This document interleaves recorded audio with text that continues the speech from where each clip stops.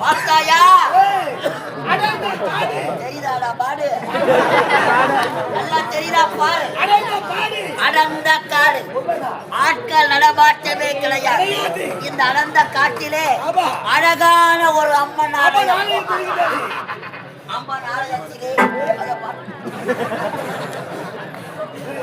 அம்மன் ஆலயத்தில் பார்த்தாயா விலை உயர்ந்த நகைகள்.